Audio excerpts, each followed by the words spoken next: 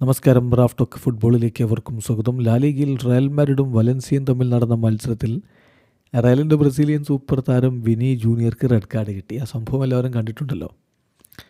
അത് ആദ്യം ഗോൾ കീപ്പറാണ് വിനിയെ ഇങ്ങനെ ടോൺ ചെയ്യുന്നത്. അതിനോട് വിനി പ്രതികരിച്ചതാണ്. പക്ഷേ റഫറി പിന്നെ റെഡ് കാർഡ് കൊടുത്തത് വിനിക്ക് മാത്രമാണ്.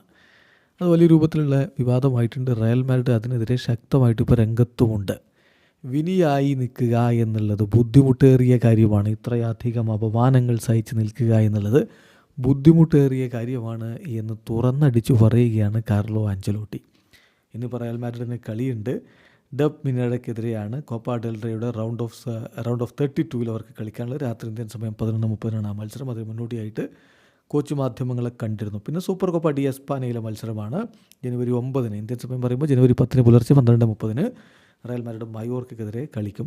അപ്പം ഈ മത്സരത്തിന് വിനി ഉണ്ടാകും. ഇത്തരം സംശയങ്ങളൊക്കെ നിലനിൽക്കുന്നുണ്ട്. ആ ഘട്ടത്തിലാണ് കോച്ചിൻ്റെ ഈ ഒരു പ്രസ്താവന വന്നിരിക്കുന്നത്. കോച്ച് നില വളരെ കൃത്യമായിട്ട് പറഞ്ഞു, ഞാൻ അദ്ദേഹത്തിൻ്റെ സ്ഥാനത്ത് നിൽക്കുകയല്ല, പക്ഷേ എനിക്ക് കാര്യം മനസ്സിലാവും. വിനിയാവുക എന്നുള്ളത് ബുദ്ധിമുട്ടേറിയ കാര്യമാണ്.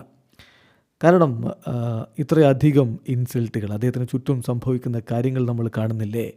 ഇത്രയധികം ഇൻസൾട്ടുകൾ അദ്ദേഹത്തിന് നേരെ വരുന്നു, എന്നിട്ടും അദ്ദേഹം മുന്നോട്ട് പോകുന്നു എന്നുള്ളത് വളരെ പ്രധാനപ്പെട്ട കാര്യമാണ്. വിനിയാവുക എന്നുള്ളത് എളുപ്പമല്ല എന്നാണ് ഇപ്പോൾ കോച്ച് പറയുന്നത്. വിനി ജൂനിയർക്ക് 4 മത്സരങ്ങളുടെ സസ്പെൻഷൻ ലഭിച്ചേക്കും എന്ന തരത്തിലുള്ള ചില വാർത്തകൾ ഒരു ഭാഗത്ത് വരുന്നുണ്ടെങ്കിലും അതിനെതിരെ അപ്പീലിന് പോവുകയാണ് റയൽ മാഡ്രിഡ് ചെയ്യുന്നത്.